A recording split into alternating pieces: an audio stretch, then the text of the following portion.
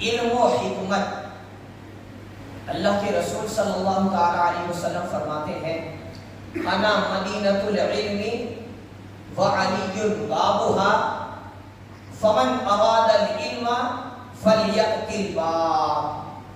صرف ہمیں علم و حکمت مولا علی کا علم اسی پر ہم تھوڑی گفتگو کرتے ہیں. اللہ کے رسول صلی اللہ تعالی علیہ وسلم فرماتے ہیں انا مدینۃ العلم وعلی بابها فمن اراد العلم فلیأت الباب. میں علم کا شہر ہوں، علی اس کا دروازہ ہے. یہ تو مشہور ہے، لیکن آگے کے جو جملے ہیں وہ آپ کو سننے کو نہیں ملیں گے. یہ حدیث تو مشہور ہے انا مدینۃ العلم وعلی بابها، انا مدینۃ العلم وعلی بابها، انا مدینۃ العلم وعلی بابها.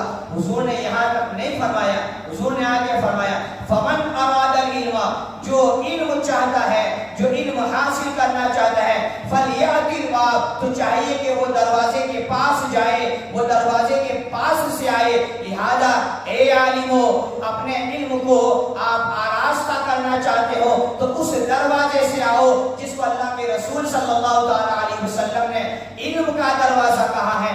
اور جو علی کے واسطے سے علم حاصل کر کے حضور تک پہنچتا ہے، اس کا علم اس کو عروج تک پہنچتا ہے، اور جو دروازے کو چھوڑ دیتا ہے اس کا علم اس کو لے ڈوبتا ہے. لہذا ہمیں وہ علم نہیں چاہیے جو علی کے واسطے کے بغیر ملے. ہم اس علم کو چاہتے ہیں، ہم مصطفیٰ کے اس علم کے متلاشی ہیں جو علم ہمیں علی کے ذریعے سے ملتا ہے. لہذا قیامت تک جسے بھی علم چاہیے وہ کہاں سے آئے گا؟ کہاں سے؟ کیونکہ دروازہ شہر تو حضور ہے، دروازہ کون ہے؟ صرف اللہ کے رسول نے دروازہ نہیں کہا. فلیأت الباب، فمن اراد العلم فلیأت الباب. جس کو علم چاہیے علی کی دہلیز پر اپنی پیشانی کو رگڑتا ہوا آئے، پھر وہ اپنے علم کے کمال کو وہ خود دیکھے گا. ہمارے بزرگوں نے سکھایا ہے جب کسی فن، جب کسی علم یا جب کسی کتاب کی شروعات کی جاتی ہے، ہم یوں ہی شروع نہیں کرتے ہیں.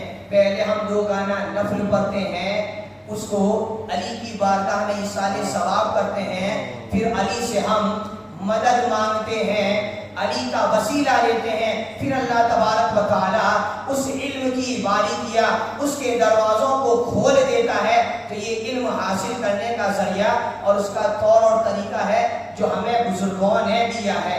آپ کو اپنی غرور کی پیشانی کو علی کی چوکھٹ پر رگڑنا پڑے گا، رکھنا پڑے گا. دوسری حدیث حضور کہتے ہیں، دوسری حدیث میں انا دار الحکمتی وعلی بابها.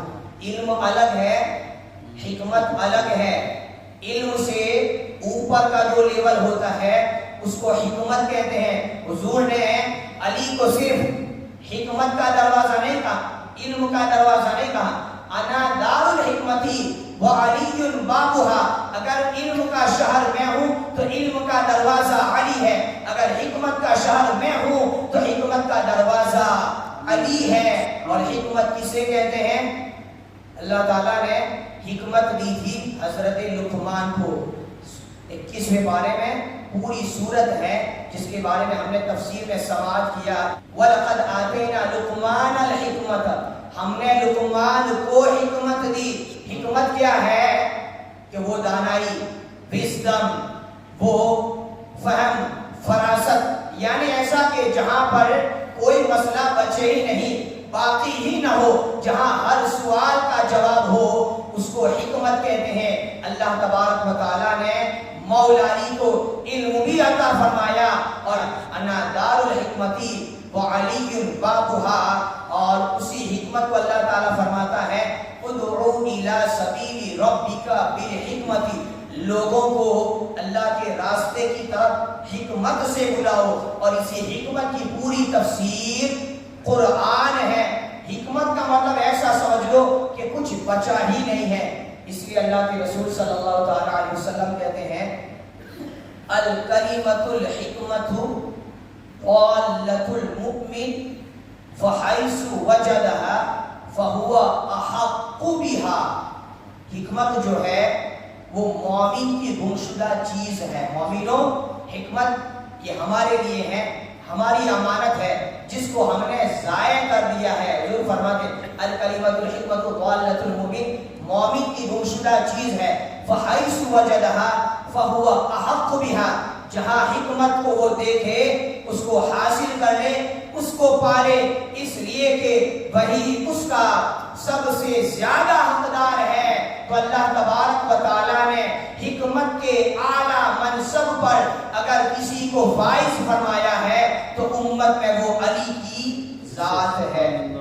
تیسری ایک حدیث سن لیں، اللہ کے رسول صلی اللہ تعالیٰ علیہ وسلم، مولا علی کہتے ہیں حضور نے میرے سینے پر ہاتھ رکھا۔ حضور نے کس کے سینے پر ہاتھ رکھا؟ علی کے سینے پر ہاتھ رکھا اور پھر خدا کی بارگاہ میں دعا کی، اللہم املأ قلبک حکمتا و فہما و نورا و علما، اے اللہ